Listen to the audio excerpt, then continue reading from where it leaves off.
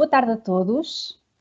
Sejam bem-vindos a mais um webinar no âmbito do programa EcoAP SOGELIE As Bases. É com muito gosto que estou aqui. O meu nome é Patrícia Corigo, sou responsável pela equipa da Administração Pública da Unidade Edificada e Administração Pública da ADN. O webinar de hoje é direcionado para gestores locais de energia, mas não só. Todos aqueles que tenham interesse por estas matérias são muito bem-vindos. E, portanto, vamos abordar os tópicos essenciais que, no fundo, se acabam por dizer respeito aos conhecimentos básicos que um gestor local de energia deve conhecer para o desempenho das suas funções. Portanto, a agenda de hoje, e de uma forma muito resumida, passando por todos os tópicos, inclui aqui um capítulo de enquadramento, onde nós vamos falar, portanto, identificar quais são as principais entidades que estão envolvidas no programa EcoAP. Também abordaremos as obrigações legais a cumprir por essas entidades. Abordaremos também depois os desafios que se antevêem para as entidades públicas para a próxima década e seguintes. E no capítulo seguinte, nas atividades de dinamização, vamos, no fundo, apresentar a parafernália de atividades que nós temos ao dispor do gestor local de energia, ferramentas, iniciativas que lhes permitam, no fundo, usufruir aqui de um apoio para poderem não se sentir sozinhos no desenvolvimento destas atividades e das suas funções. Passaremos depois, digamos, ao core da nossa apresentação. Iremos então abordar o perfil e as funções, as atividades exercidas pelo gestor local de energia, a forma como se deve registar no barómetro, como é que ele poderá analisar os consumos do seu edifício ou edifícios pelos quais está responsável. Abordaremos depois um conjunto de medidas de melhoria que tem ao seu dispor e que pode implementar para melhorar o desempenho energético dos edifícios. Que fontes de financiamento é que existem para, de alguma forma, obviamente, ajudar à implementação dessas medidas e, finalmente, abordaremos a monitorização de consumos de energia na fase já de operação das medidas. Também falaremos das ferramentas de apoio, no fundo, as tais ferramentas que tem ao seu dispor no âmbito do programa, e como é muito importante, exemplos práticos para que, de alguma forma, se possam motivar ao exercício, motivar para o exercício e para a implementação da eficiência energética. Falaremos aqui de casos de sucesso existentes no terreno e, portanto, também é muito importante terem essa noção de que, de facto, não estamos aqui apenas a falar em situações teóricas, estamos a falar de situações muito práticas. Finalmente, após um resumo de tudo o que foi dito, vamos estar disponíveis para responder a todas as questões que tenham e, por isso, também os convido a irem colocando questões no nosso chat que está disponível. E no final tentaremos responder a todas as questões. Começando então pelo enquadramento, o programa EcoAP é um programa de eficiência energética na administração pública. Ele foi lançado através da resolução do Conselho de Ministros número 2 de 2011, de 12 de janeiro, e quando foi lançado, ele foca-se, tal como foi lançado, foca-se na administração pública central. Sem prejuízo da legislação existente, também determinar algumas obrigações, ou pelo menos, enfim, alguns requisitos para a administração pública local e regional. Mas o programa EcoAP, de facto, tem o seu foco, o âmbito é a administração pública central, tanto quanto conhecemos até hoje. O Plano Nacional de Energia e Clima, recentemente aprovado, prevê a revisão do programa com novas metas e objetivos, ainda não definidos, mas que vão ser em breve certamente definidos, e também prevê o reforço deste programa ao nível do seu âmbito, eventualmente com o seu alargamento a outros recursos que não só a energia, também materiais, também a água, e também prevê o potencial alargamento a outras entidades que não apenas as da Administração Pública Central.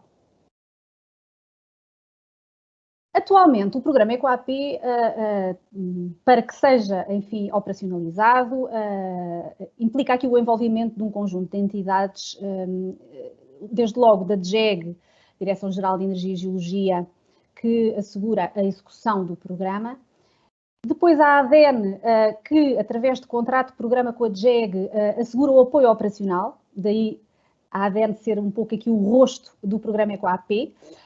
E incube também a ADEN a criação do barómetro de eficiência energética na administração pública, que permitirá e já permite comparar e divulgar o desempenho energético dos serviços da administração pública central.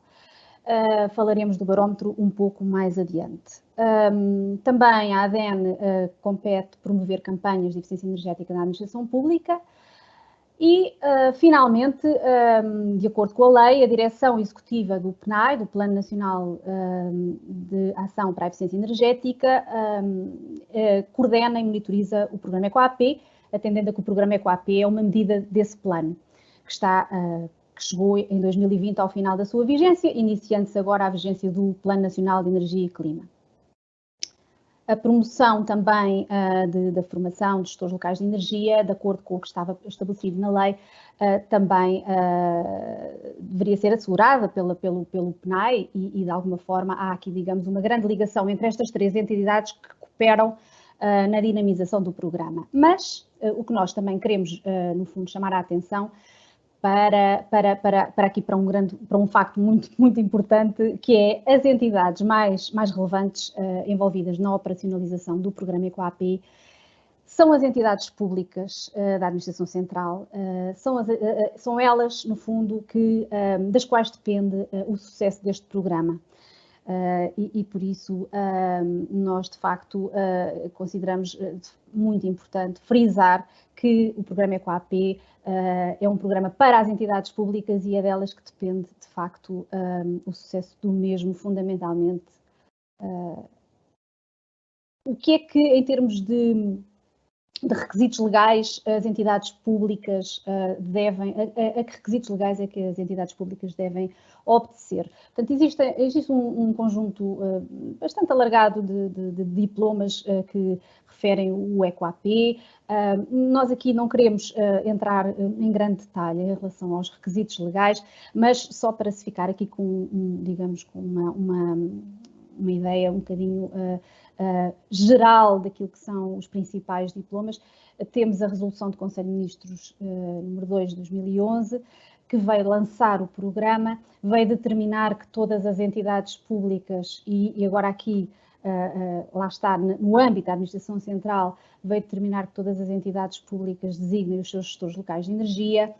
Veio também determinar que, por Ministério, fossem selecionadas entidades que representassem 20% do consumo do Ministério, para se poderem, digamos, impulsionar contratos de gestão de eficiência energética. E também, nos casos em que estes contratos não fossem possíveis, prevê a resolução do Conselho de Ministros número 2 de 2011, a implementação de planos de ação de eficiência energética que prevejam, então, a implementação de medidas com base noutros modelos de financiamento que não os contratos de gestão de eficiência energética. De resto, estes contratos, ao nível da Administração Pública Central, têm tido aqui alguma dificuldade em serem implementados. Na administração local, em concreto na iluminação pública, eles têm sido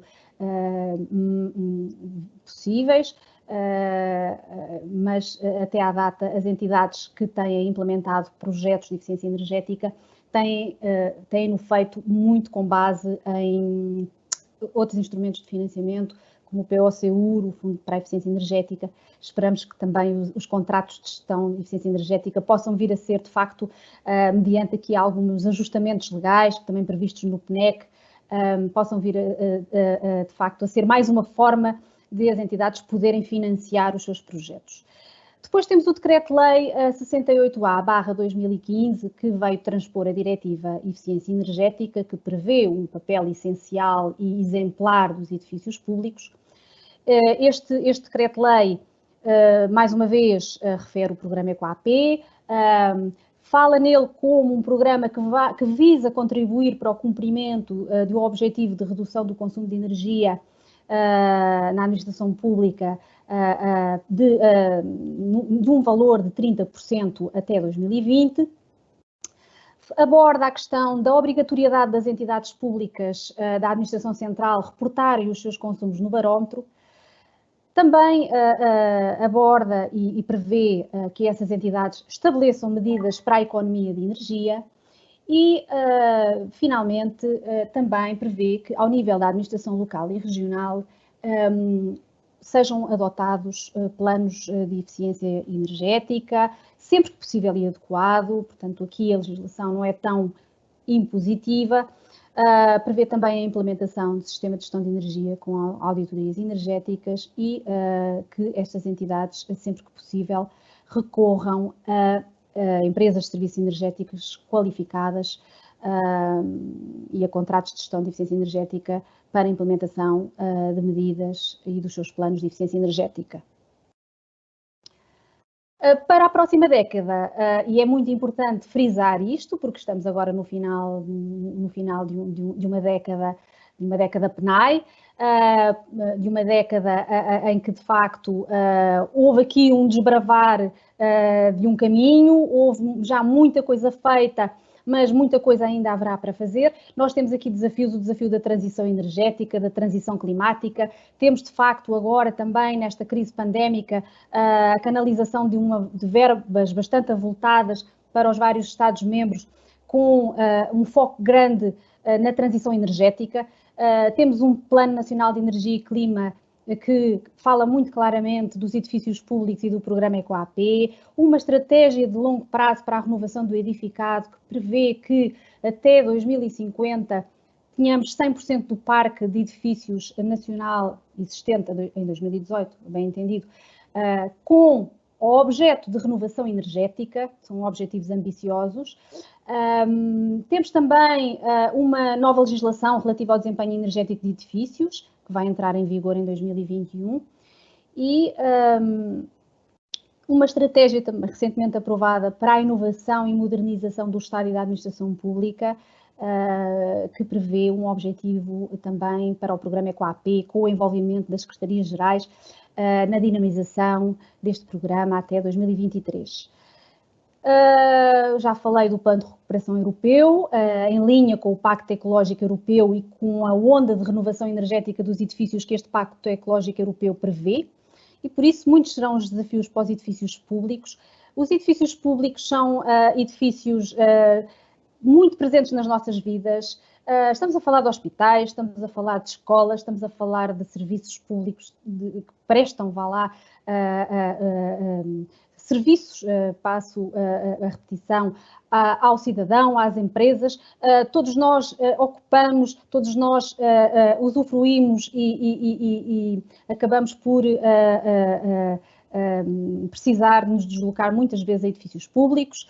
Estamos a falar de um consumo da ordem dos 2.800 gigawatts-hora por ano ao nível da administração pública central, o que equivale a cerca ao consumo, estamos a falar de consumo de eletricidade, ao consumo de 2 milhões de famílias. É um consumo muito relevante. E estamos a falar de 20 mil instalações que de facto carecem aqui da ação. Estamos já de facto aqui no bom caminho, mas muito há a fazer. Esta promoção da eficiência energética é de facto benéfica porque melhora o conforto térmico dos ocupantes dos edifícios, é benéfica porque contribui para a redução da pegada carbónica dos edifícios, para o combate às alterações climáticas, também é benéfica porque reduz o desperdício, reduz também a despesa pública e, de facto, depois as consequências que essa despesa pública traz para todos nós, cidadãos, com o pagamento dos impostos. E por isso, muitos outros benefícios poderiam aqui falar associados à eficiência energética nos edifícios públicos, mas eu não quero também realmente tomar-vos muito mais tempo e passaremos agora então aqui às atividades de dinamização que existem e que estão, digamos, a ser desenvolvidas no âmbito deste programa EcoAP. Como disse, a ADEN é responsável pelo apoio operacional ao programa EcoAP e as atividades, no fundo, que a ADEN tem desenvolvido têm-se focado muito no reforço da comunidade de gestores locais de energia. Quando eu falo desta comunidade, obviamente eu falo do programa EcoAP muito focado na administração pública central. Nós temos 1.446 entidades de administração pública central, das quais 770 já têm gestor local de energia. Há ainda um trabalho a fazer. No fundo, também dizer-vos que as entidades com maiores consumos têm gestor local de energia. Hoje em dia temos 89% do consumo estimado de eletricidade na administração pública coberto por gestor local de energia. Mas a administração local também está a designar os seus gestores locais de energia e a regional também. Temos aqui, por exemplo, no caso dos Açores, uma dinâmica impressionante ao nível do programa EcoAP.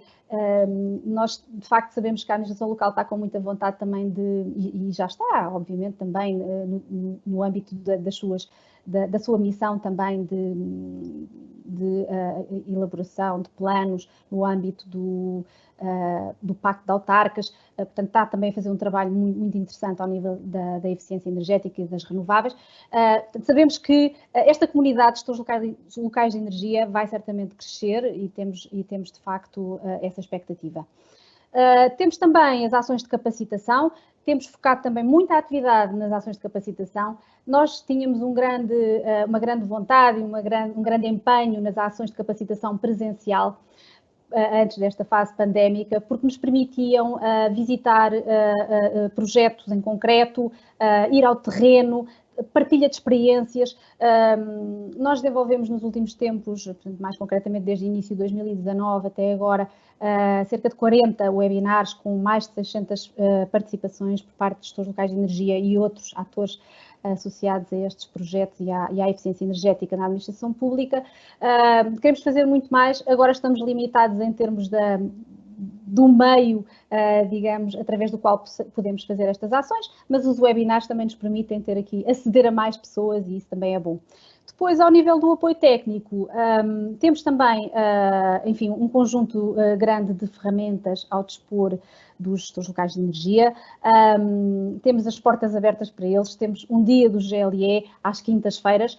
Falaremos um pouco melhor sobre este tema mais à frente no nosso webinar.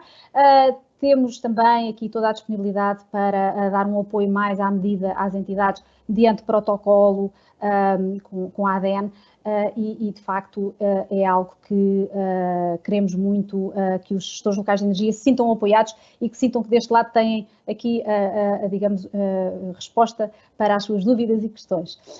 Ferramentas, temos no nosso site, aliás, ferramentas ao nível de ferramentas de cálculo. Temos as calculadoras EcoAP, que permitem aos gestores locais de energia fazer uma avaliação custo-benefício da implementação de determinado tipo de medidas de eficiência energética, desde iluminação, solar térmico, climatização, e outras.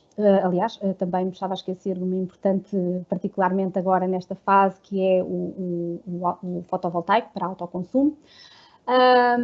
Temos estas calculadoras, temos uma ferramenta que é a ferramenta relativa aos avisos de financiamento, que é uma ferramenta agregadora de todos os avisos em vigor ao nível de financiamento de eficiência energética e renováveis e também temos, enfim, através de notícias, através das redes sociais, através de seminários, promovido aqui a divulgação da palavra enfim, do programa EcoAP. E, finalmente, o barómetro EcoAP, a ferramenta de apoio, de monitorização, que tem sofrido aqui ao longo do tempo um constante upgrade na tentativa de reduzir o tempo que o GLE passa a registar consumos, tem sido um esforço muito grande e esperamos mesmo que a partir de 2021 tenhamos aqui uma ferramenta muito útil para o gestor local de energia, não apenas para a divulgação e para o benchmarking, mas para o apoiar no exercício das suas funções. Passarei agora a palavra ao meu colega Amadis Santos, que vai falar-vos do gestor local de energia, o seu perfil e das suas atividades, e também vai falar do registro no barómetro e da análise de consumos no edifício público. Muito obrigada.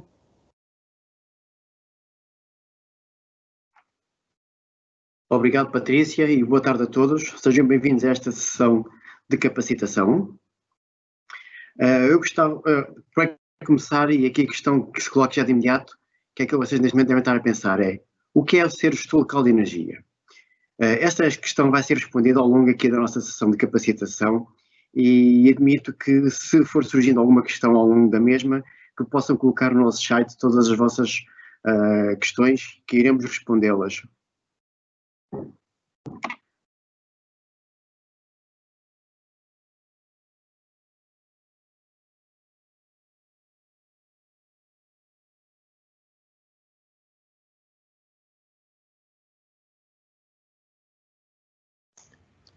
Estás mudo, Amadis.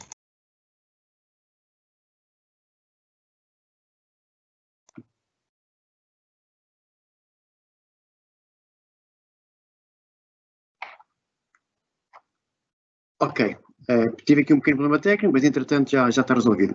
Estava eu a dizer que o primeiro passo para um gestor local de energia é a sua nomeação. E de que forma que esta nomeação acontece?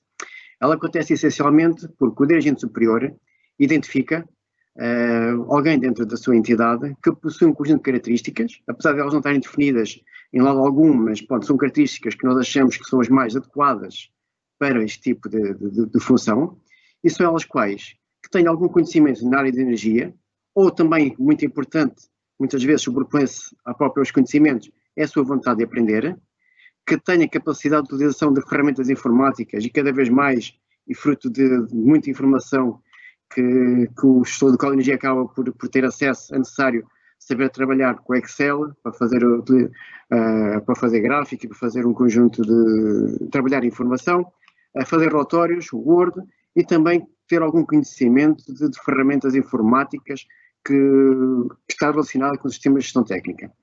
Outro ponto importante, porque além do próprio gestor local de energia ser nomeado, também é necessário que ele tenha conhecimento dos próprios consumos energéticos, tenha acesso às faturas de energia desse edifício. Tem que ser uma pessoa dinâmica, proativa, que queira implementar medidas, que queira ver no final do mês que existe uma redução do seu consumo de energia, e deverá estabelecer um conjunto de objetivos e ser resiliente. Porquê? Porque o trabalho do gestor local de energia é um trabalho que acaba por ser uma coisa que, eu não diria que é difícil, mas é desafiante, porque todos os dias temos algumas barreiras e essas barreiras têm que ser ultrapassadas. A questão que coloca-se agora é, sou GLE e agora? Que passo é que eu tenho que fazer? O que é que eu devo fazer? Temos aqui um conjunto de ações que o próprio gestor local de energia deverá considerar para efeitos de melhoria do seu desempenho energético do edifício. O primeiro e mais importante é fazer o registro de informação na ferramenta do EcoAP, que a Patrícia já indicou. Para tal, existem aqui 3 ações que são importantes. Vamos nos focar essencialmente na primeira, do registro GLE. Também depois o próprio gestor, após o seu registro, poderá fazer ou deverá fazer a instalação, o registro da sua instalação, e depois fazer o registro dos seus consumos, através de contadores de energia, através dos seus CPEs e dos CUIs. Eu já vou passar mais à frente a falar um pouco sobre isto. Especificamente em relação ao registro do barómetro, como é que eu acedo ao barómetro? Eu, na verdade, tenho 2 formas de poder aceder ao barómetro. Ou através do website do ecoap.pnai.pt, em que no topo superior, no menu, eu tenho identificado o barómetro e tenho um link direto para a página do barómetro, que me conduz exatamente à página que está aqui do meu lado do meu lado direito. Ou seja, tenho aqui a outra possibilidade de entrada, que é através do link do barómetro.ecoap.pt. Quando eu chego aqui, eu tenho essencialmente a minha página de entrada, que é uma página pública. Essa página pública tem um conjunto de indicadores que são públicos, que são agregados, que estão disponíveis não só para o gestor local de energia, como também para todos os visitantes. O gestor local de energia, para fazer o seu registro, deverá selecionar aqui no canto superior direito a área reservada. Selecionando a área reservada, aparece de imediato o processo de autenticação. E temos aqui duas formas de fazer a autenticação. Se porventura o gestor local de energia já realizou o seu registro, ele meramente basta introduzir o seu nome de utilizador e o seu palavra-passe e automaticamente entra para dentro do barómetro. Ou, caso ainda não tenha feito o seu registro, ele poderá iniciar o seu registro, clicando no botão de registar. Após este clique, neste botão de ação, o gestor local de energia aparece esta informação. Nesta informação ele deverá selecionar para já informação geral sobre o tipo de entidade que eu estou a representar e que eu estou a registar. Ainda um pouco mais de detalhe, ele deverá escolher o tipo de administração, se é central, se é local. Selecionando, neste caso em particular, e o exemplo que tenho aqui é da central, selecionando, ele depois passa a ter disponível o Ministério que eu me encontro inserido, um exemplo, o Ministério da Economia, e depois dentro deste Ministério tenho um conjunto, uma listagem. Dentro desta listagem deverei selecionar qual entidade a que eu estou associado. O ponto é os dados do utilizador, neste caso do gestor local de energia. O gestor local de energia deverá introduzir o nome para o qual ele quer ser considerado para efeitos do barómetro, deverá depois também introduzir o seu nome e depois deverá introduzir o seu e-mail. Chamo só uma nota que é tudo que são pontos que estão aqui indicados com o asterisco encarnado, são campos que são obrigatórios. Depois chegamos aqui a um ponto em que é necessário submeter um documento de nomeação do gestor local de energia. Ou seja, para que eu possa passar a ter acesso a todas as funcionalidades do barómetro, eu tenho que obrigatoriamente ter um ofício, um documento de nomeação por parte da minha entidade, que diz exatamente o quê? Dados da minha entidade e diz também os dados do gestor local de energia. Este documento deverá ser submetido e só após a submissão deste documento é que eu consigo fazer o registro. Só uma nota, este documento deverá ser dirigido à direção executiva do PNAE e poderá ser enviado ou por via correio, pelo GTT, ou através de um endereço eletrónico para os endereços que se encontram aqui, do geral@pnai.pt ou do ecoap@aden.pt. Ok, terminamos agora o registro. O registro, como podem ver, é uma coisa simples em termos de passos. Depois do registro dentro do barómetro, será enviado para vocês essa confirmação e poderão depois ter acesso a todas as funcionalidades dentro do barómetro, das quais uma delas é exatamente a questão da análise dos consumos de energia. E o gestor local de energia, de que forma é que ele poderá fazer esta análise dos consumos? Como já indiquei, o barómetro acaba por ser uma ferramenta muito simples e dinâmica para ele poder fazer a análise dos consumos de energia. Ele, depois de fazer o seu registro, depois de entrar e depois de criar a instalação e caracterizar a instalação / seu edifício, ele tem a possibilidade de fazer a introdução dos seus consumos energéticos.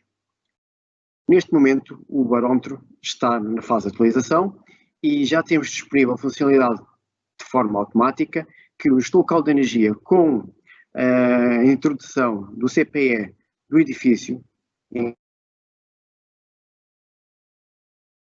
designado para efeitos do programa EcoAP, efeitos do barómetro, de forma automática, os consumos de energia são importados diretamente para a nossa ferramenta aqui do barómetro. Ele poderá ter acesso automaticamente aos seus consumos, de forma desagregada, e depois também poderá ter acesso às informações dos custos que também lhe estão associados.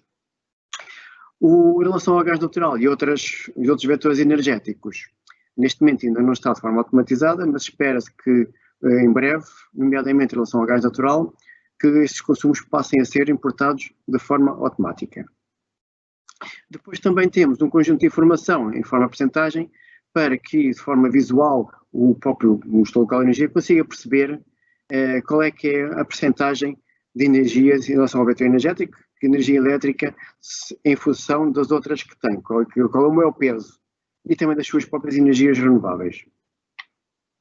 Outro ponto que também podemos considerar que é importante para o próprio gestor local de energia, e muitas vezes se calhar por vezes o que ele tem de imediato, é a fatura energética. Eu antes de falar agora um pouco aqui da fatura energética, vou-vos já chamar a atenção. Porquê? Porque eu irei abordar de forma muito geral a fatura de energética e aqui alguns dos campos que são importantes. No entanto, existe no website da página do EcoAP, e já existe uma capacitação específica, muito detalhada, de como devem analisar as faturas de energia e também uma explicação também detalhada de todos os pontos que esta considera. O que é que podemos encontrar, ou que podemos no fundo dividir aqui, considerar em termos de fatura de energia? Eu diria que podemos dividir em 4 campos. O primeiro campo que são os dados gerais da minha instalação, em que além de eu ver aquilo que eu terei que pagar no final do mês, tenho acesso a uma informação muito importante, que é aquela que eu vou necessitar para efeitos de registro do barómetro, ou seja, é o código do ponto de entrega que eu tenho aqui, neste caso, no canto superior esquerdo. Esta é a informação que eu tenho que colocar no barómetro para que depois seja os consumos da minha entidade importados de forma automática. O segundo campo são o detalhe dos consumos, em que eu tenho as minhas quantidades que foram consumidas e o preço que está associado a cada uma delas.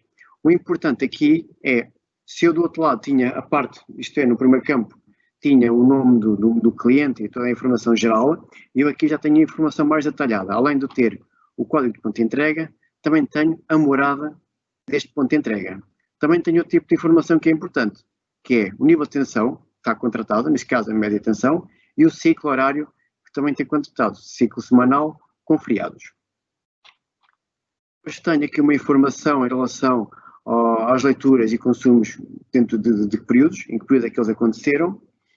E por fim, tenho aqui um quarto ponto, que é de onde vem a minha energia, ou seja, qual é a origem da energia consumida nesta fatura. Isto é uma informação que vem mensalmente, e eu posso ver qual é o peso das energias renováveis e das energias não renováveis dentro da minha fatura. Indo aqui um pouco ao detalhe, e só para chamar aqui uma questão de pormenor, uma mais importante na própria fatura, volto a realçar que temos uma capacitação que fala especificamente da fatura energética e que aconselho que possam verificar ou analisá-la ou visualizá-la de forma a que tenham mais conhecimento detalhado de cada um deles. Quero chamar a atenção aqui a 2 pontos importantes, que é a questão da energia ativa. Como já disse anteriormente, é no fundo os consumos energéticos por meu período tarifário, que se encontra dividido, neste caso em particular, em 4 períodos.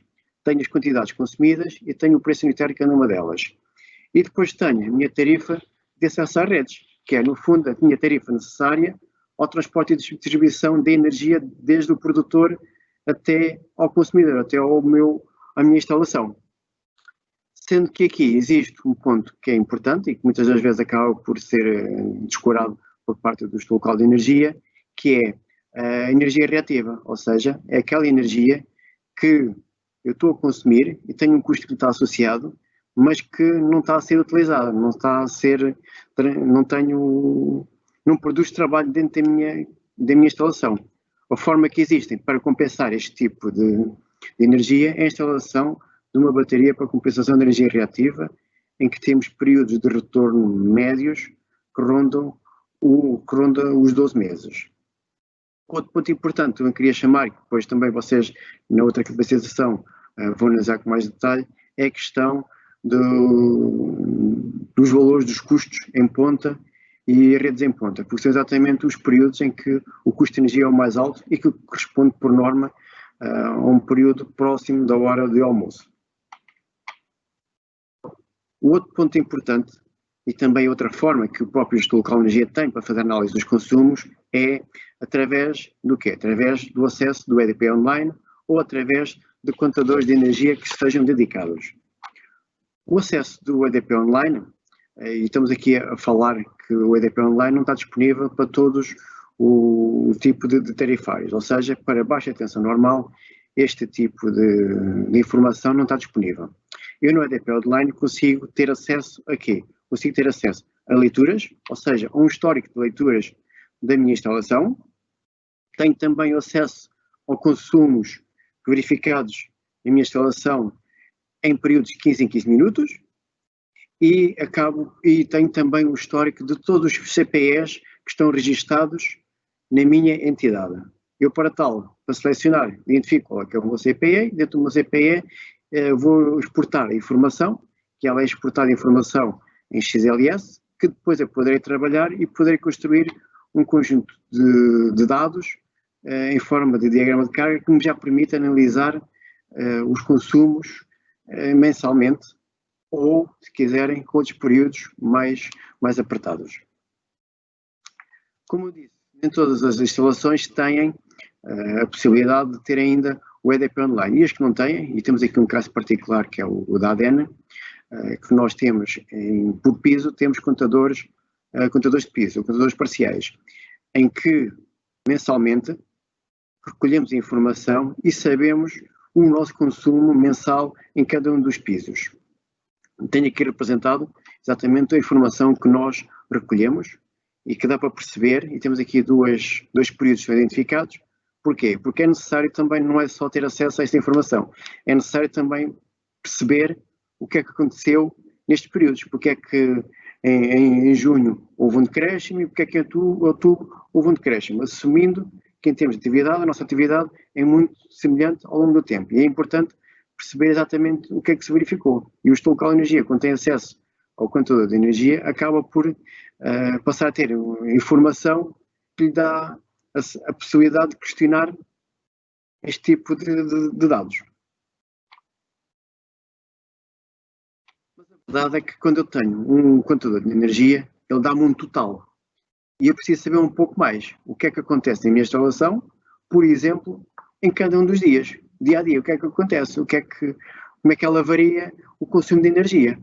Mais uma vez, temos aqui o exemplo da ADEN, que foi retirado de uma análise que nós fizemos, precisamente para perceber, para caracterizar os consumos da ADEN, e isto traduz depois aqui num diagrama de carga, em que nós tentamos interpretar de forma detalhada, isto, mais uma vez eu digo, foi feito a um dia, e tentamos interpretar o que aconteceu durante esse período. O que é que acontece? Acontece que por volta das 9 da noite até às 6 da manhã, temos um consumo base. Esse consumo base é alguns equipamentos que ficam em stand-by e também o nosso data center. Temos aqui esse consumo base. A verdade é que, após esse período, nós verificamos que cerca das 6 da manhã existe um acréscimo do consumo. Esse acréscimo de consumo deve-se essencialmente às equipas de limpeza que possam iniciar a sua atividade nesse período e que após cerca de uma hora e meia acabam por terminar as suas tarefas e, como podem verificar, existe aqui um decréscimo deste consumo. Porquê? Porque já acabam por ficar, além de deixar alguns equipamentos já ligados, nomeadamente a climatização, também deixam a iluminação ligada, e aqui temos um decréscimo do consumo. Depois deste período, verifica-se que toda a atividade da ADEN se inicia, ou seja, todos os colaboradores acabam por iniciar a sua atividade, e isto entre as 9, 8h30, 9, até por volta do meio-dia, em período em que temos um menor consumo, em que grandes partes dos equipamentos ficam em condição de stand-by, e ao período que corresponde ao nosso almoço. Depois, obviamente, temos um acréscimo, normalmente retoma a atividade. Depois, ao final do dia, cerca das 18, 18h30, a hora de saída. E, por fim, mais tarde, por volta das 8, 8h30, altura em que temos uma ronda por parte da segurança para verificar e também para desligar alguma iluminação, algum equipamento que tenha ficado ligado após a saída dos colaboradores. Essa informação, depois caracterizada, permitiu-nos, no fundo, construir um gráfico que nos deu os pesos de cada uma delas dentro da nossa entidade. O que é que isto significa? Que, após termos percebido, analisado os consumos de cada um dos nossos sistemas, verificamos que entre iluminação e ventilação o consumo é cerca de 30% a 80%, significando que os outros 20% é essencialmente para os computadores dos colaboradores e para os seus monitores.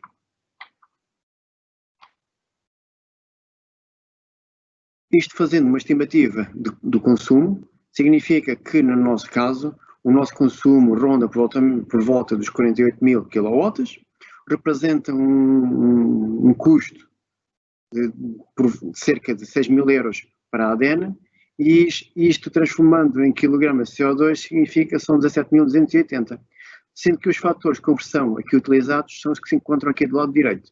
Temos o primeiro, 0,36 kg de CO2 equivalente por kW, que vem diretamente do sistema de certificação energético, e isto aplica-se, no caso particular dos edifícios, em edifícios de comércio e serviços, e no caso se fosse uma indústria, o fator de conversão utilizado é o 0,47, que vem do diploma do Sistema de Gestão de Consumo Intensivo de Energia.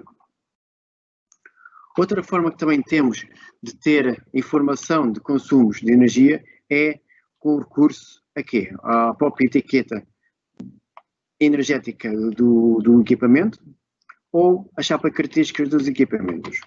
Temos aqui uns breves exercícios para vocês, de uma forma rápida, fazer a despistagem. Note o seguinte, que isto é uma forma rápida, mas pode não corresponder à realidade. O ideal será sempre o próprio gestor local de energia ter ferramentas, nomeadamente o uso de energia, para que possa fazer a análise mais detalhada do consumo daquele equipamento. Neste caso particular, estamos a falar aqui de um equipamento cujo consumo de energia anual são 28 kW. Eu estou a considerar um custo médio do meu kilowatt de 0,12, significa que eu, por ano, tenho um custo para a utilização deste equipamento de 3,36 euros. Em termos do meu fator de emissões, as minhas emissões, utilizando os fatores que já atrás indiquei, o 0,36, este equipamento produz-me cerca de 10 kg de CO2 equivalentes das suas emissões. A outra forma que nós temos é, além da própria etiqueta energética, é utilizar a chapa de características dos equipamentos ou também uma medição pontual do próprio equipamento. Neste caso particular eu utilizei o valor que está na chapa de características, ou seja, indica-me que este equipamento tem um consumo de 370 watts. Se eu considerar que o tempo médio de funcionamento são 8 horas, significa que eu tenho um valor diário de consumo de cerca de 2,96 kW. Multiplicando pelo meu 0,12, ou seja, a utilização diária deste equipamento são 36 cêntimos. Fator de conversão, novamente, o 0,36, 1 kg de CO2 equivalente. Por fim, temos aqui uma ação que é muito recorrente nós verificarmos, e temos verificado isso ao longo do tempo nas auditorias e nos diagnósticos que temos feito em diferentes entidades, é que muitos dos nossos monitores têm um contraste muito alto, têm um brilho muito alto. Esta medida é uma medida muito simples, em que o que nos propusemos fazer foi o seguinte, foi reduzir o brilho, reduzir o contraste do ecrã, em que temos uma poupança associada só a esta ação. Estamos a falar de uma poupança de cerca de 10 watts. Se considerarmos que estes 10 watts multiplicados por 8 horas de utilização diárias, 230 dias, temos, no fundo, um consumo que está a ser, no fundo, uma poupança que está associada de 18,216 watts-hora. Dividir por 1000 para passar para kilowatts. Utilizando o meu fator de custo de kilowatt de 0,12, isto tem um custo de 2,18, então, ou seja, se eu considerar para o meu universo, e no caso particular um valor de referência 120 computadores, nestes meus 120 computadores significa que eu tenho do valor de poupança 260 euros anuais. Ou seja, no fundo, eu estou a dizer que o meu ajuste do brilho do monitor me poupa 686 kg de CO2 equivalentes com esta medida. Eu termino assim a minha apresentação. Agora vou passar a palavra ao meu colega Emanuel Delgado, que vai seguir também com a questão do planeamento das medidas e melhoria, e vamos falar um pouco em detalhe. Antes de mais, boa tarde a todos. Muito obrigado, Amadis, por esta apresentação. Estamos sensivelmente aqui a metade da nossa sessão de hoje e, como tal, aqui chegados, acho que deveríamos fazer um ponto da situação. Portanto, o Amadis apresentou-nos como é que o gestor local de energia pode fazer o seu registro do barómetro e das suas instalações. Explicou-nos também como é que nós poderemos analisar os consumos de energia utilizando diversas ferramentas, como o barómetro, como as faturas de energia, como o EDP Online. E o que vos trago aqui para esta segunda parte da sessão será algumas medidas de eficiência energética, tanto comportamentais como medidas com investimento. Vamos aprender como é que as podemos planear e como definir também objetivos. Portanto, nós dividimos estas medidas em 3 áreas distintas: as medidas comportamentais, as medidas com investimento e as ações de manutenção. No que respeita às medidas comportamentais, é por elas que vamos começar. Porquê? Porque não necessitamos de fazer qualquer investimento, ou quando fazemos investimentos, são investimentos muito reduzidos e conseguimos começar a economizar desde já. Estas medidas que vos trago aqui advêm de um estudo que nós fizemos na ADN, na Agência para a Energia, e uma das medidas que nós estamos a adotar é desligar a iluminação à hora de almoço. E aqui ressalvo para o seguinte: este caso que vos estamos aqui a apresentar é apenas salas de reunião. Porquê? Nós trabalhamos muito em open space e o que nos acontece é que é muito difícil irmos todos almoçar à mesma hora. Então, o estudo incidiu aqui essencialmente sobre as salas de reunião.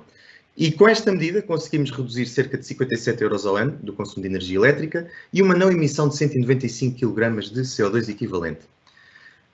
Outra das medidas é desligar a iluminação à saída. O Amadis já vos mostrou este diagrama de cargas e podemos ver que, embora os colaboradores da ADN saiam por volta das 6h30, 7 horas, a iluminação ainda ficava ligada durante 2 horas. E isto é transversal a muitas entidades.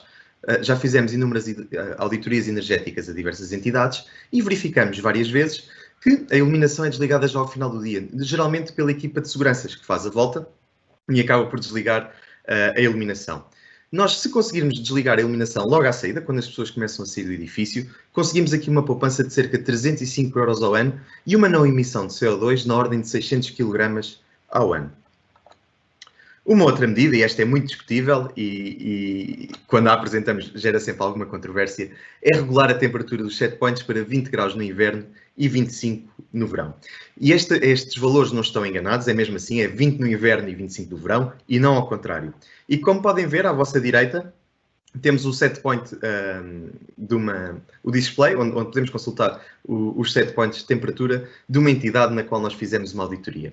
E podemos ver que de facto estava a 19 graus, isto foi no verão, e deviam estar 32, 33 graus no exterior e a temperatura no display eram cerca de 19 graus. O que é muito perigoso porque até nos podemos constipar com esta diferença de temperatura.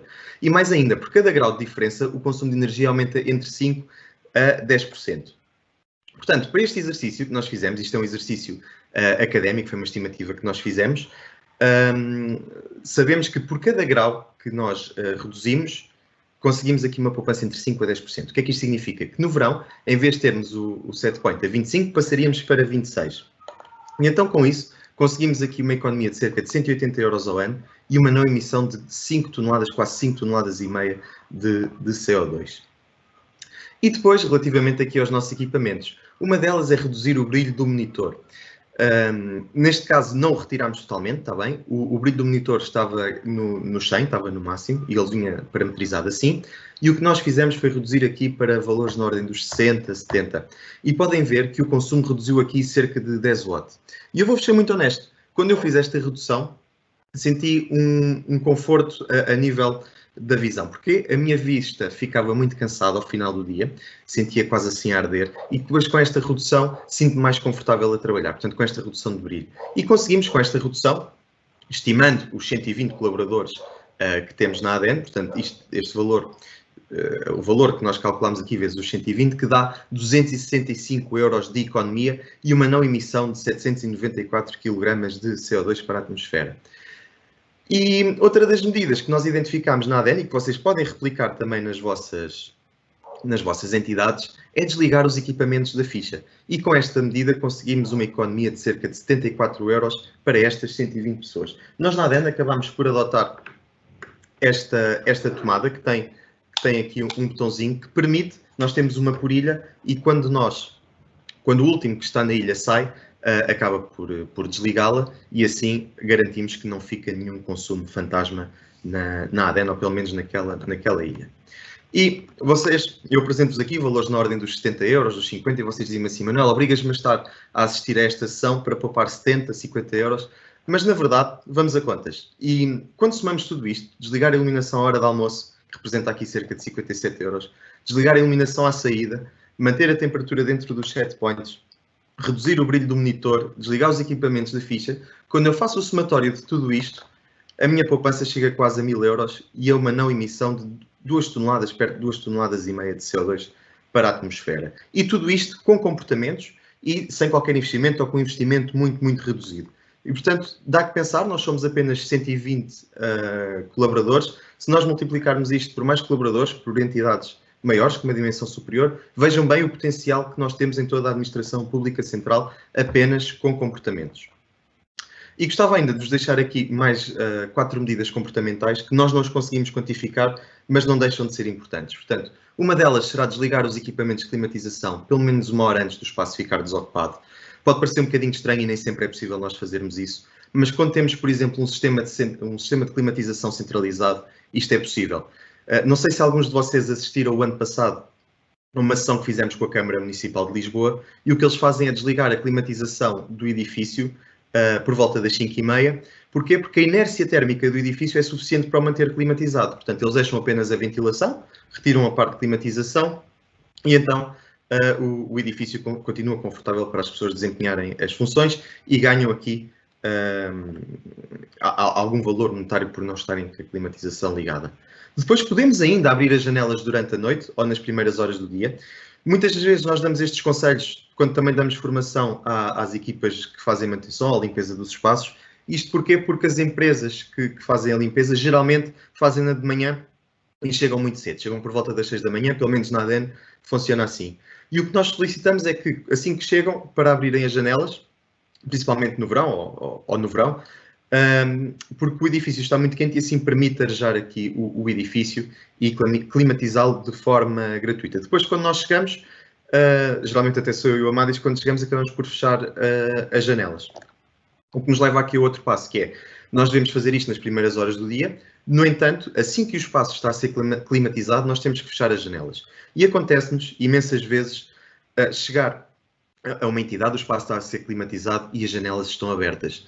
E, no fundo, nós estamos a mandar euros pela janela fora. Porquê? Porque o ar é muito, muito caro. Climatizar o ar é muito caro. Passa por um processo de filtragem, passa por um processo de climatização e o que nós estamos a fazer é abrir a janela e deixá-lo sair. Portanto, muita atenção a manter as janelas fechadas assim que o espaço está a ser climatizado. E outra é utilizar as proteções solares assim que nos é conveniente. Ou seja, no verão devemos fechá-las e no inverno devemos conseguir abrir para conseguir obter radiação solar, ou melhor, iluminação natural, e por outro lado, obter radiação para aquecer o nosso edifício. Portanto, são mais 4 medidas que nós não as quantificamos, mas que, de certa forma, contribuem para a nossa economia. Portanto, nós já falámos aqui das medidas comportamentais, que são medidas que não requerem qualquer investimento, mas que geram poupança, e avançamos então para as medidas com investimento.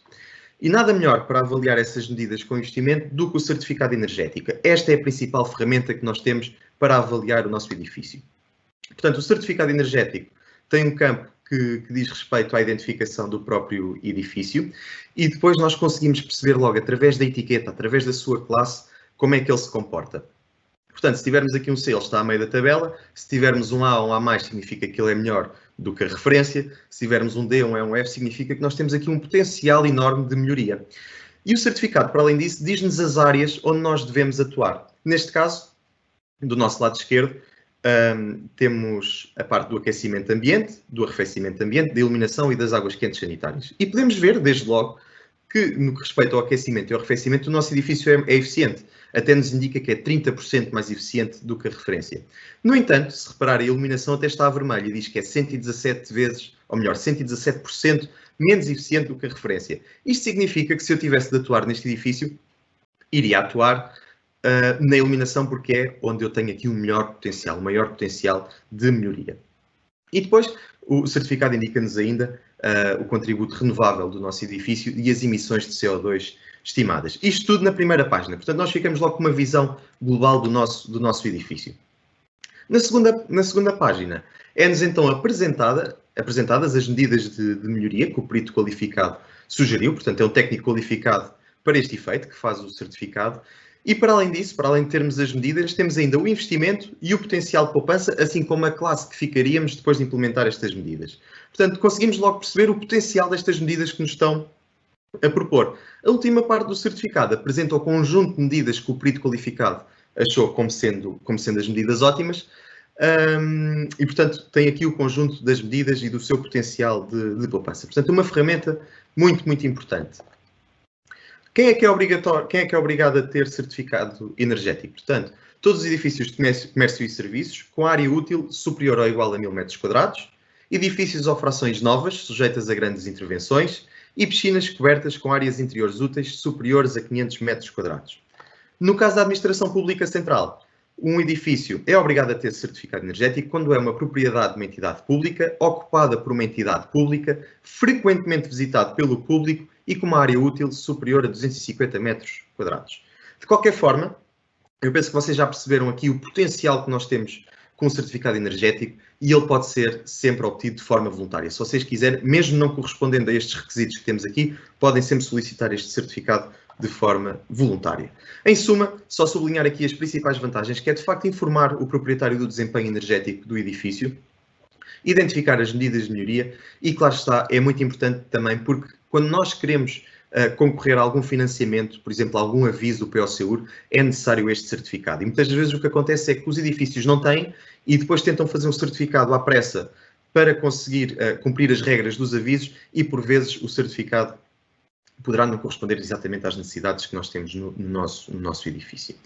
Como sabem, a ADN faz a gestão destes certificados energéticos, então o que nós decidimos trazer para esta apresentação foi as medidas mais implementadas dos certificados energéticos na Administração Pública Central, o seu investimento, a sua economia e o período de retorno do investimento. Portanto, uma das medidas que nós devemos fazer é isolar as coberturas. E como é que nós as podemos isolar? Podemos isolar colocando XPS, aglomerados de cortiça, EPS, lã mineral, enfim, há uma panóplia de soluções e nós decidimos dividir aqui os investimentos entre edifícios com menos de 1000 metros quadrados e edifícios com mais de 1000 metros quadrados. Portanto, este primeiro exemplo eu vou fazer mais devagarinho, depois vou-vos mostrar os outros exemplos de forma mais célere. O investimento para o isolamento das coberturas anda aqui na ordem dos 16.000 euros, para edifícios com áreas inferiores a 1000 metros quadrados. Já para áreas superiores a 1000 metros quadrados, os investimentos rondam os 83.000 euros. A economia é de cerca de 1.200 euros para os edifícios com áreas úteis inferiores a 1000 metros quadrados e para áreas superiores a 1000 metros quadrados a economia já é de 8.000 euros, o que se traduz num período de retorno de 13 anos para os edifícios com áreas úteis inferiores a 1000 metros quadrados e de 11 anos para edifícios com áreas úteis superiores a 1000 metros quadrados. Portanto, isto para as coberturas. Avançamos para as paredes, é exatamente a mesma coisa, isolar paredes com XPS, com EPS, com lã mineral. Nós já temos uma sessão de conforto térmico online, onde nós exploramos melhor este tipo de isolamentos, qual é que é a vantagem de cada um, que depois vocês poderão consultar e no seguimento desta sessão também vos enviaremos os links para consultarem. Portanto, e este tipo de medidas, isolar paredes, geralmente acarreta custos na ordem dos 8.300 euros para edifícios mais pequenos e de 163.000 euros para edifícios maiores. As economias variam entre 500 e os 5.400 euros e o período de retorno entre os 17 e os 30 anos.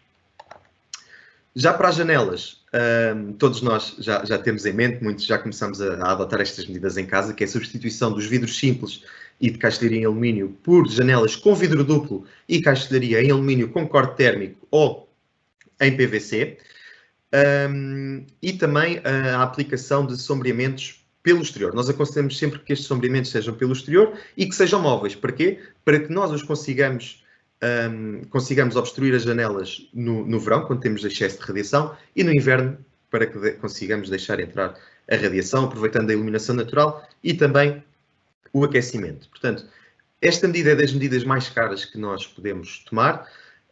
Os investimentos andam aqui na ordem dos 17 mil euros para edifícios de serviços com área útil inferior a 1000 metros quadrados e de 167 mil euros para edifícios com área útil superior a 1000 metros quadrados. A economia varia entre 300 e 4.400 euros e o período de retorno, este sim é dos mais elevados, 57 anos para edifícios mais pequenos, com áreas inferiores a 1000 metros quadrados e de 38 anos para edifícios com áreas superiores a 1000 metros quadrados. De qualquer forma, eu gostaria de deixar aqui uma ressalva, que é as janelas, para além do conforto térmico, dão-nos também aqui um conforto acústico. E quem já as mudou nas suas habitações sabe perfeitamente do que é que estou a falar. Já agora, permitam-me dar só aqui mais uma nuance. Se estiverem a pensar trocar as janelas, convém pôr as lâminas com espessuras diferentes. Porquê?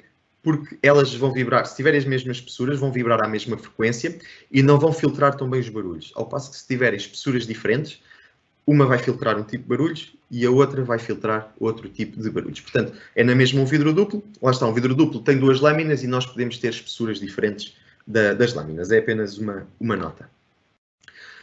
Portanto, já analisámos a envolvente, nomeadamente a cobertura, as paredes e as janelas, e passamos agora para os sistemas técnicos, nomeadamente a climatização. Na sessão de conforto térmico que nós temos online, nós também caracterizamos individualmente cada equipamento de climatização e as medidas que nós devemos tomar. Aqui serão apenas os highlights. Portanto, será, no fundo, terem atenção aos isolamentos, verificar os isolamentos das tuagens, se estão bem isolados.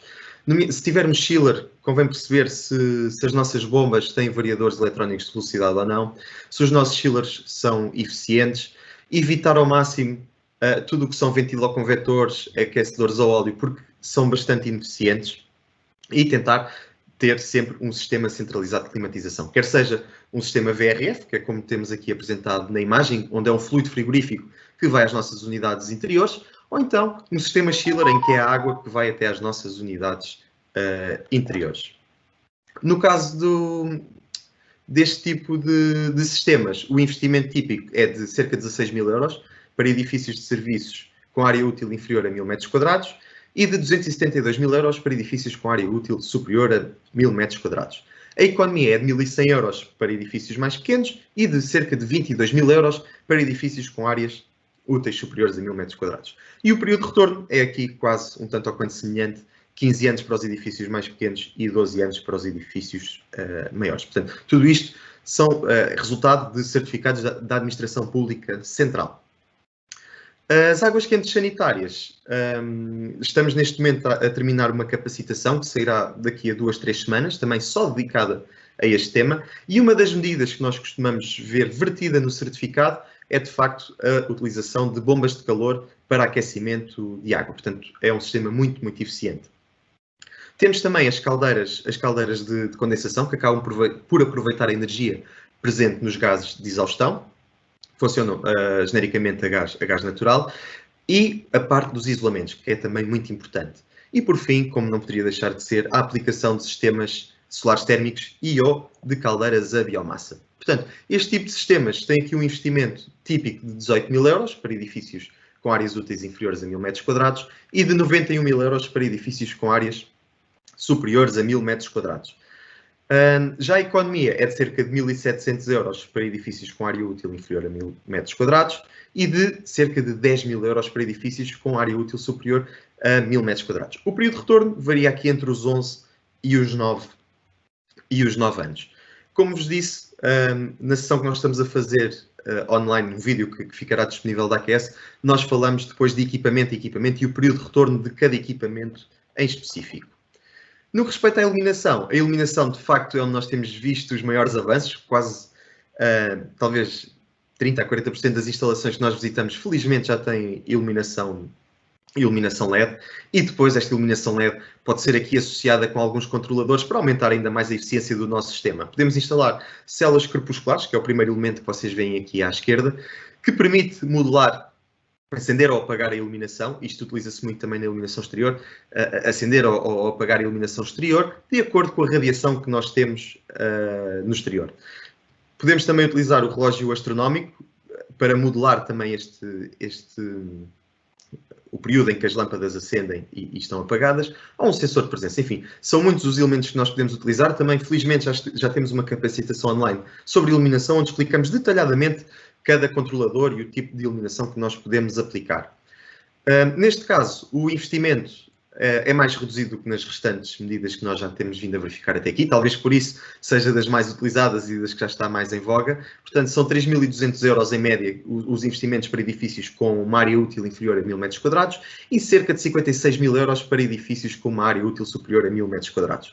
As economias variam aqui entre os 900 e os 11.400 €, dependendo da área do edifício, e o período de retorno anda aqui tac-a-tac. 4, 5 anos já é o período de retorno típico de uma instalação LED, até já com alguns controladores. Portanto, muito apetecível.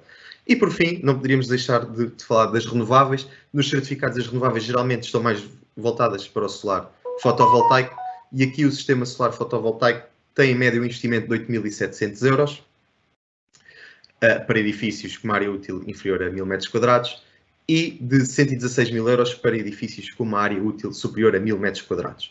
A economia varia aqui entre os 1.200 e os 16.000 €, também dependendo do tamanho da instalação, e o período de retorno são cerca de 7 anos. Aliás, nestes mais recentes, nestas instalações mais recentes que nós temos vindo a assistir, os períodos de retorno até já andam aqui um bocadinho mais inferiores aos 7 anos. 6 anos, 5 anos e qualquer coisa, já se consegue aqui um período de retorno para os sistemas solares fotovoltaicos. Portanto, fazendo aqui um overview de tudo o que temos vindo a falar até aqui, as medidas nós dividimos-las em envolvente, neste caso, coberturas, paredes e janelas, e depois em sistemas técnicos, climatização, águas quentes sanitárias, iluminação e renováveis.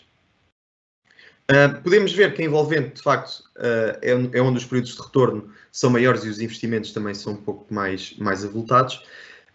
E o que torna aqui quase tentador começarmos por investir sempre na parte dos sistemas técnicos. No entanto, não é assim que o devemos fazer. Nós devemos sempre atuar sobre a envolvente. E porquê? Porque se nós tivermos um sistema, uma envolvente bem isolada, bem conseguida, quase não precisaríamos de sistemas técnicos, ou precisaríamos de sistemas técnicos com umas potências inferiores. Portanto, será sempre o ideal será sempre investir na envolvente. E gostava também de deixar aqui uma ressalva. Estes valores das envolventes e das janelas geralmente são muito elevados, mais até o das paredes, porque quando o isolamento é feito por fora, temos que ter em atenção também toda a obra, toda a estrutura que tem que ser montada à volta, como por exemplo os andaimes, o que vem encarecer aqui a obra. No entanto, se a obra já estiver planificada e se tivermos que fazer, por exemplo, a manutenção ou pintar as paredes, tudo isso já acaba por diluir aqui no preço da obra em si, do isolamento das paredes. Portanto, se já estiverem a pensar em pintar a parede ou fazer algo deste género, tentem equacionar a possibilidade de adicionar também o isolamento. Portanto, já analisámos as medidas tanto comportamentais como as medidas com investimento, e agora temos que definir os objetivos. E estes objetivos terão que ser SMART, que significa que o objetivo tem que ser específico, mensurável, atingível, relevante e tem que estar localizado algures no tempo. E trazemos aqui alguns indicadores que vocês podem ter em mente para a definição destes objetivos. Um deles poderá ser o quilowatt-hora, quilogramas de CO2, poderá ser um valor monetário, como temos vindo aqui a analisar no decorrer desta apresentação, ou pode ser um valor percentual. Podemos dizer que eu quero reduzir 10% do consumo, mas isto não chega. Temos que dizer até quando é que queremos esta redução do consumo e depois temos que utilizar também alguns indicadores específicos. Isto porquê? Porque muitas das vezes, e conhecemos inúmeras entidades em que isto acontece, instalam medidas de eficiência energética, adotam todas as medidas de eficiência energética e o consumo pode aumentar, por diversos motivos, porque a ocupação aumentou, por exemplo. Portanto, convém termos aqui alguns indicadores específicos, como é o caso do quilowatt-hora por utente, ou euro por utente, quilograma de CO2 por utente, por cama, dependendo das vossas entidades em si. Portanto, nunca se esqueça, o objetivo tem que ser específico, mensurável, atingível, relevante e tem que estar baseado no tempo. Apresento-vos aqui um cartão, por exemplo, de uma medida de eficiência energética com os objetivos bem definidos. Portanto, o nome da medida, neste caso, seria a substituição de um chiller do bloco A, por exemplo. Calendarização, está aqui claramente quando é que esta medida tem que ser tomada, de 21 a 28 de fevereiro de 2021. A descrição sumária da medida, neste caso é a substituição do chiller 1 por um chiller mais eficiente. O investimento, 102 mil euros. Os recursos necessários à sua implementação, neste caso, dizemos que são necessários 2 elementos da equipa de manutenção para fazer o acompanhamento da obra e receber as instruções do fabricante. Temos as poupanças energéticas e economias esperadas. A definição dos indicadores, neste caso é kWh por ocupante, podia também ser por metro quadrado, podem ser 2, podem ser 3, podem ser aqueles que vocês estão bem a entenderem, e se tiverem alguma dificuldade podem sempre pedir ajuda. E depois o período de retorno do investimento, ou seja, quando é que nós esperamos que este investimento esteja ressarcido. Temos depois um Gantt chart, a título de exemplo apenas, com algumas medidas que vocês podem tomar planeadas no tempo. Portanto, isto é muito importante que estejam planeadas e que estejam definidas quem é que são as equipas que as vão desempenhar. E isto, neste caso, foi feito em Excel. Vocês podem fazer em Project, podem fazer na ferramenta que também acharem. Tem é que estar definido no tempo, senão nós nunca as fazemos.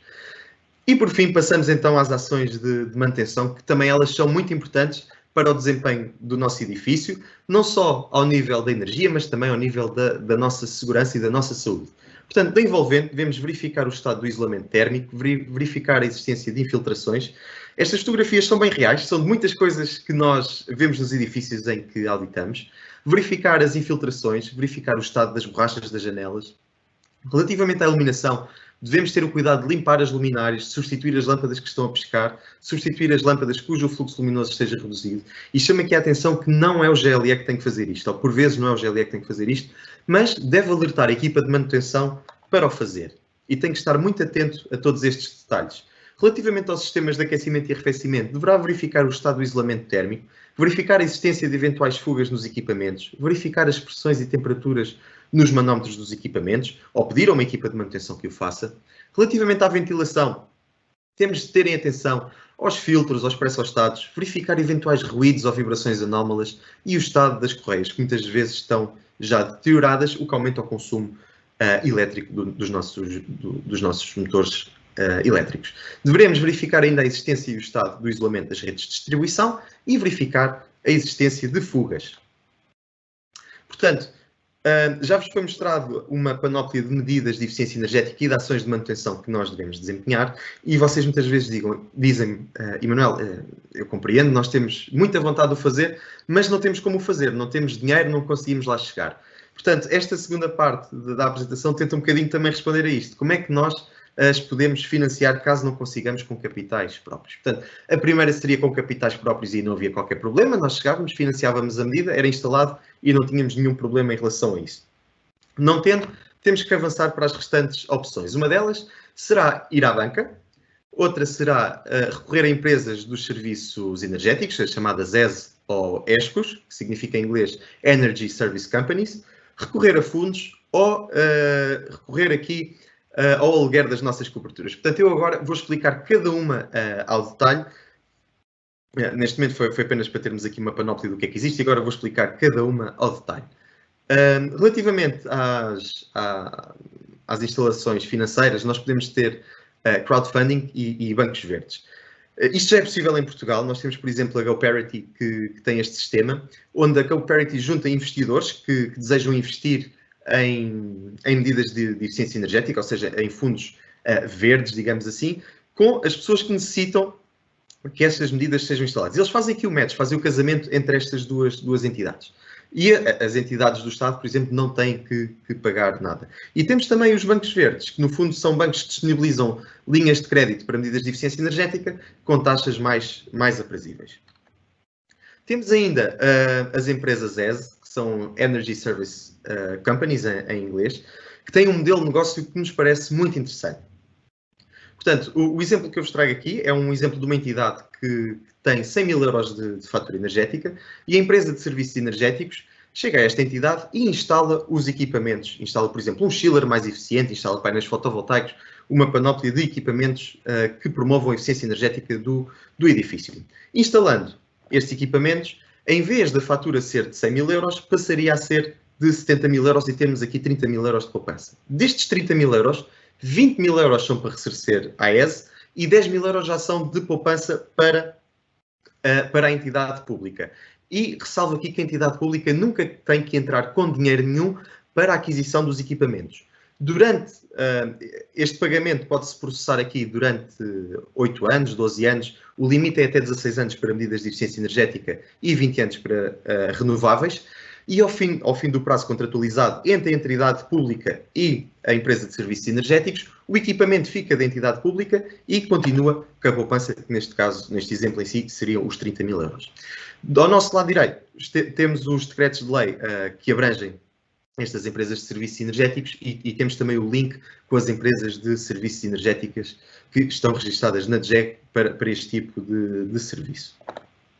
E depois desenvolvemos aqui uma ferramenta de avisos, que uma outra forma é recorrermos a avisos. E o que fizemos foi centralizar os avisos todos numa ferramenta que temos disponível no nosso site do EcoAP, onde vocês podem consultar o aviso que melhor se coaduna com as vossas necessidades.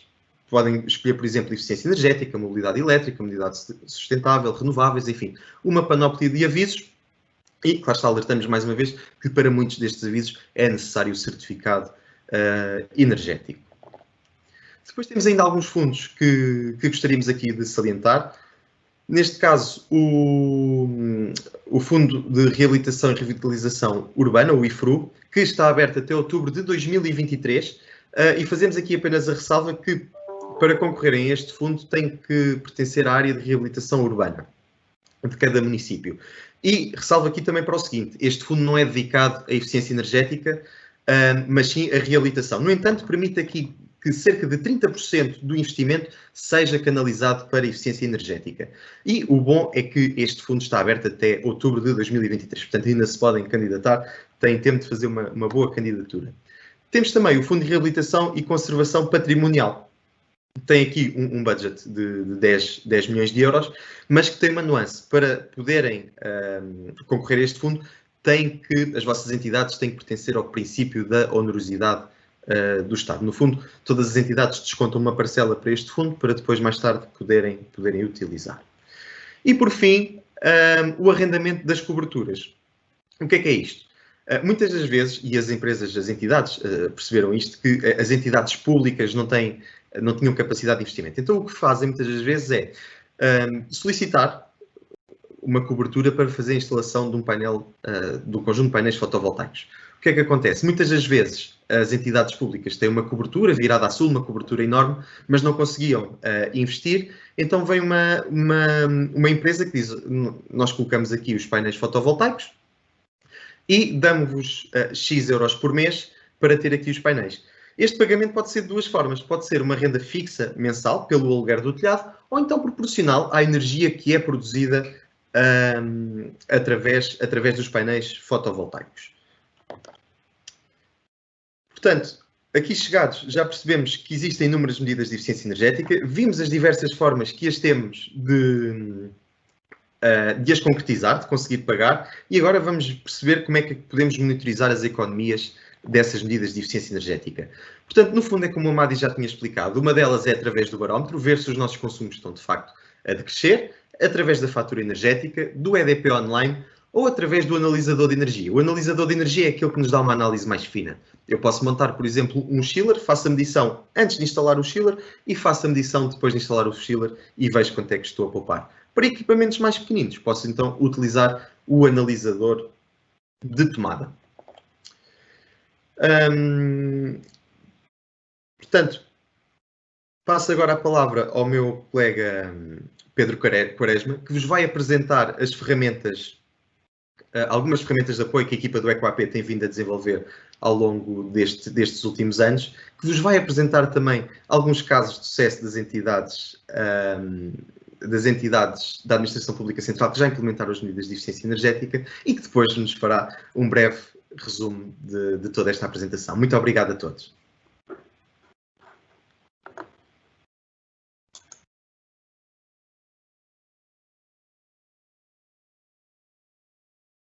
Boa tarde a todos.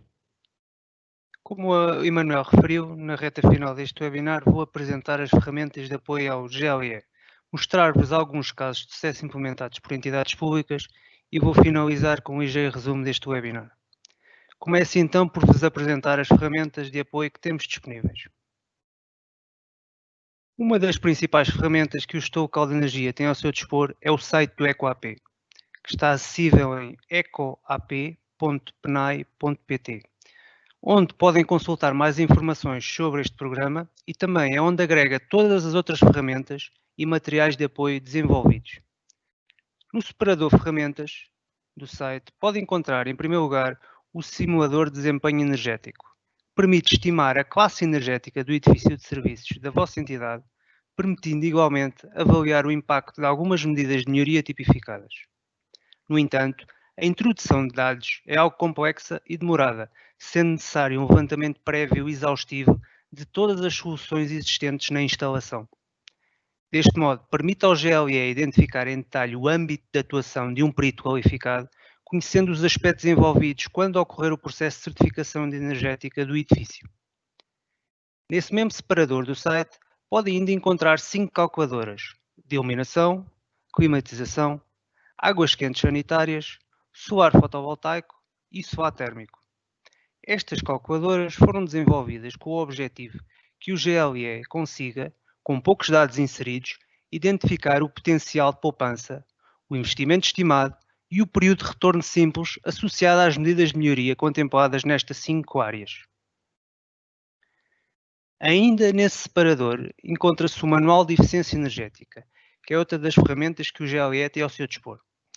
Poderá fazer o download do mesmo na íntegra ou então consultar apenas os capítulos que lhe despertam maior interesse, pois encontra-se dividido em 7 capítulos distintos, nomeadamente um capítulo de introdução à área de eficiência energética, depois 5 capítulos mais específicos nos temas gestão da energia, conforto térmico, iluminação, águas quentes sanitárias e energias renováveis. E o último capítulo sobre financiamento e contratação pública. Em complemento, foram desenvolvidos materiais de sensibilização como cartazes, autocolantes, folhetos, que podem ser descarregados ou solicitados à ADEN e utilizados na sua entidade como forma de sensibilizar os colaboradores. Mais recentemente, foi desenvolvida uma ferramenta que permite identificar os avisos que estão em vigor para a área de energia em entidades públicas, para que consiga mais facilmente encontrar meios de financiamento para as medidas a implementar. Outro dos separadores, o separador Capacitação do site EcoAP, o GLE poderá consultar as datas previstas de capacitação e também assistir às diversas sessões de capacitação e webinars desenvolvidos ao longo do ano. Poderá sempre solicitar à ADEN capacitação à medida, isto é, a ADEN poderá desenvolver uma formação que vá ao encontro das necessidades da sua entidade. Ainda no âmbito da capacitação, são promovidas pela equipa do EcoAP sessões específicas de capacitação sobre determinadas áreas, nominadas como EcoAP Experiências, como por exemplo sobre sistemas solares fotovoltaicos, iluminação, climatização, gestão técnica centralizada, entre outros. Este tipo de sessões é sempre realizado numa entidade onde as medidas tenham sido implementadas para que o GLE possa testemunhar in loco o funcionamento das mesmas e trocar impressões com outros GLEs de entidades públicas variadas. Por fim, poderá sempre visitar-nos no dia do GLE. Este dia do GLE, como foi referido anteriormente, ocorre em todas as quintas-feiras, sendo apenas solicitado que nos envie o e-mail ou que faça uma reserva através do nosso site, indicando o assunto para que seja mais fácil para nós responder às vossas expectativas. Também, como já referido e conhecido por muitos de vós, existe uma outra ferramenta muito importante, que é o barómetro EcoAP, que permite fazer a gestão dos consumos da sua instalação, registar as medidas de melhoria implementadas e fazer o benchmarking comparativamente a outras entidades públicas. Passamos agora para os casos de sucesso que correspondem a projetos concretos em entidades públicas que já agiram e implementaram medidas de eficiência energética em diversas vertentes nas suas instalações. estando no site EcoAP dividida pelos seguintes 7 tópicos, envolvendo térmica, iluminação, climatização e ventilação, sistemas de gestão técnica de energia, compensação de energia reativa, sistemas fotovoltaicos e solar térmico e projetos integrados. Este último contempla mais que uma medida nas várias áreas de atuação. O auxílio das entidades públicas na divulgação das suas próprias intervenções é algo que valorizamos muito. Por isso, solicitamos que, se tiverem casos de sucesso nas vossas instalações, nos enviem um e-mail ou preencham o formulário existente no site EcoAP, que vos ajudaremos na preparação do mesmo. Vou agora apresentar alguns casos de sucesso efetivamente implementados em entidades públicas. Poderão servir como comparação de indicadores padrão no momento da definição dos vossos projetos. Como podem ver, temos um template próprio de preenchimento destes casos de sucesso, no qual, em primeiro lugar, identificamos o modelo de financiamento a que a entidade recorreu, o investimento real da medida, a redução de consumo e produção de energia envolvidos, os custos e emissões de dióxido de carbono evitados e o período de retorno simples da medida, que muitas vezes, para os decisores superiores, é o que define o go ou no-go do projeto. Este primeiro caso de sucesso refere-se à alteração dos sistemas de iluminação, maioritariamente lâmpadas fluorescentes tubulares e de halogénio, por tecnologia LED, nos edifícios da Reitoria e Museu da Universidade de Lisboa. Correspondeu a um investimento próprio de aproximadamente 45.500 euros, uma economia anual de 14.500 euros, representando um ótimo período de retorno de aproximadamente 3 anos. Referenciamos também que, nos casos em que se pretende substituir os sistemas de iluminação interior por luminárias novas e recentes, este período normalmente sobe para os 5 a 8 anos. Este segundo caso de sucesso refere-se à instalação de uma bateria de condensadores no Centro de Emprego e Formação Profissional de Setúbal, pertencente ao IFP, com o objetivo de compensação da energia reativa que, por vezes, detectamos nas faturas de energia. O IFP recorreu ao financiamento através do Fundo de Eficiência Energética. E neste caso existia um custo excessivo relevante de energia reativa na instalação. E nestas situações, o período de retorno é quase imediato, entre 6 meses a 1 ano, que é uma das principais mais-valias deste tipo de medida. O terceiro caso refere-se à substituição do chiller por outro mais eficiente, no edifício do Campo Grande, pertencente à Câmara Municipal de Lisboa. Correspondeu a um investimento próprio de aproximadamente 81.500 euros, já razoável, uma economia anual de 7.000 euros, representando um período de retorno de aproximadamente 11 anos. Este tipo de medida apresenta retornos típicos já mais longos, que normalmente andam em torno dos 10 a 15 anos, para vocês terem uma noção. O último caso apresentado é referente ao sistema fotovoltaico implementado na RTP, no qual é visto por nós com muito carinho, uma vez que a nossa primeira sessão do EcoAP Experiências decorreu lá e permitiu aos GLEs conhecerem em primeira mão o sistema. Como podem ver na imagem, o sistema fotovoltaico encontra-se instalado numa estrutura car parking e, além dos benefícios económicos e ambientais do próprio sistema, também trouxe benefícios aos colaboradores da RTP, ao nível de terem mais um parque de estacionamento, inclusive é colocarem os seus carros à sombra. Uma grande mais-valia. A RTP tinha uma verba própria dedicada a este investimento de aproximadamente 275.000 euros, sendo a capacidade do parque fotovoltaico instalado já de uma escala considerável, correspondendo a 900 painéis e a 234 kW pico. A implementação deste sistema resultou numa produção de energia real de 380.000 kWh ano e uma redução da fatura anual de 40.000 euros. Resultou também num período de retorno de 7 anos, valor considerado médio nesta tipologia de medida.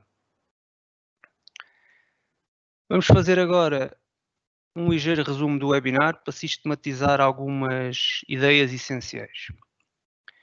Então, o gestor local de energia é o funcionário da entidade pública nomeado para dinamizar e monitorizar as medidas de eficiência energética.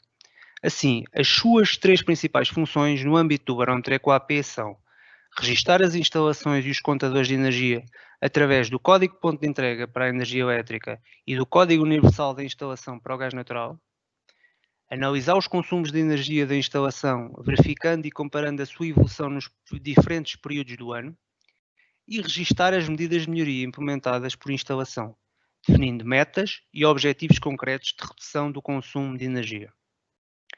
Na fase de definição concreta de onde interagir na instalação, na identificação de medidas de melhorias a implementar e na procura de oportunidades de financiamento, as ferramentas EcoAP surgem como um dos principais aliados do gestor local de energia nesta tarefa, nomeadamente através do Manual de Eficiência Energética para aprofundar conhecimentos, das calculadoras e simulador EcoAP para estimar poupanças e retornos, dos casos de sucesso para comparação de indicadores padrão e apoiando-se nas ferramentas de avisos abertos para identificar as oportunidades de financiamento disponíveis no momento. A capacitação dos GLEs também é algo relevante, sendo que recorrentemente disponibilizamos webinars, atualmente devido à pandemia, e workshops presenciais, quando for possível, sobre as várias temáticas existentes numa instalação, permitindo ao GLE, além do conteúdo da capacitação, ver também in loco a solução implementada. Em complemento, podem esclarecer dúvidas específicas marcando o dia GLE ou então enviando-nos um e-mail para eco.ap@aden.pt. No próximo dia 15 de outubro, iremos realizar a segunda edição do webinar sobre GLE da teoria à prática, em que de uma forma mais aprofundada serão focados os diferentes sistemas técnicos existentes nos edifícios, as oportunidades de melhoria ao nível da eficiência energética e produção de energia a partir de fontes renováveis, os potenciais de poupança estimados com a calculadora do EcoAP, bem como as principais fontes de financiamento disponíveis. Como referido anteriormente, todas as quintas-feiras poderão também marcar o dia do GLE para esclarecer dúvidas com a equipa EcoAP. Terminamos com a frase da campanha de comunicação e sensibilização do EcoAP que tem como mote: a energia tem eco no futuro, que nos faz pensar e refletir sobre o impacto que a implementação deste tipo de medidas promove no clima, na vida das famílias, nas empresas, nas instituições, no país, tem eco no futuro de todos à nossa volta. Com o programa EcoAP, a administração pública está também no centro deste movimento, tornar mais eficiente o consumo de energia, renovando os edifícios e inspirando a mudança de comportamentos. As nossas ações, o nosso empenho e a nossa energia são fundamentais, porque têm eco no futuro de todos os portugueses. Agradecemos a vossa presença neste webinar e vou agora passar a palavra à Patrícia Corico, que vai dar início à fase de respostas às questões colocadas durante o webinar. Muito obrigado. Muito obrigada, Pedro, por esta por este inspirador final do nosso webinar. Queria apenas dar uma palavra também, que sei que tivemos aqui também a participação de algumas agências de energia. Eu não falei no início, mas de facto são aqui agentes fundamentais da transição energética e nesta expectativa de que os municípios tenham um papel aqui cada vez mais importante também ao nível da promoção da eficiência energética na administração pública, o que o programa EcoAP ou outros possam passar, digamos, também pelos municípios. As agências, de facto, são aqui um grande dínamo também desta força e desta transição energética. Portanto, contamos também com as agências para nos ajudar a divulgar e temos todo o prazer em que estejam também presentes e que possam participar nestes webinars. Em termos das perguntas e das questões que nos têm sido então colocadas, há uma questão que nos foi colocada pelo João Lourenço, que diz respeito aos contratos de eficiência energética, perguntando se ainda podem ser realizados e, na região de Lisboa, quais as empresas que podem concorrer. Pronto, esta é uma questão a que nós já respondemos ao João, mas ainda assim consideramos pertinente que todos possam ter acesso à resposta. Os contratos podem ser realizados naturalmente. Há informação adicional no nosso site, no site www.ecoap.pnai.pt. Na zona das FAC têm, portanto, um tópico só dedicado aos contratos de gestão de eficiência energética E relativamente às empresas que podem concorrer, estas são divulgadas no website da JEG. Nós também vamos disponibilizar o link relativamente a este, para poderem aceder com mais facilidade a esta listagem das empresas. Depois, em relação a uma outra questão, qualquer pessoa pode ser GLE, onde adquirir formação e quais são as empresas que procuram GLE? De facto, aqui o nosso âmbito não serão as empresas privadas, mas sim as entidades públicas, sem prejuízo das empresas privadas também poderem naturalmente, e têm muitas delas o seu próprio gestor de energia. O nosso âmbito aqui é, de facto, a administração pública. Não há requisitos legais definidos para ser GLE.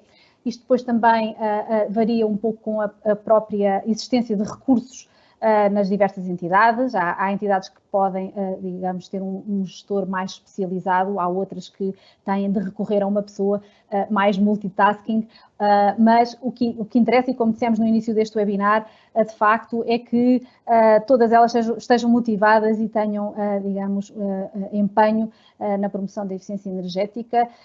Para a capacitação, para a formação, aqui estamos nós, de facto, com estas iniciativas de capacitação. Podem aceder à informação sobre todo nosso leque de iniciativas de capacitação no nosso site, e também na Academia ADEN têm acesso a uma formação mais especializada, se quiserem de facto aprofundar conhecimentos ao nível da gestão de energia. Penso que em termos de questões não temos aqui mais questões que tenham sido levantadas. Lembro só que, caso ainda não o tenham feito, é muito importante que se registrem, que nos enviem para o nosso endereço de e-mail o vosso documento de nomeação como gestores locais de energia, que de facto esse documento de nomeação é relevante para depois ser submetido no barómetro, para que possam também registrar-se no barómetro. E contamos convosco para que possam estar presentes no próximo webinar, dia 15 de outubro, porque de facto pensamos que é de facto importante esta vossa presença, sendo que esse webinar é vai um pouco mais a fundo ao nível da componente prática de implementação de medidas. Muito obrigada a todos, uma vez mais, e bom trabalho.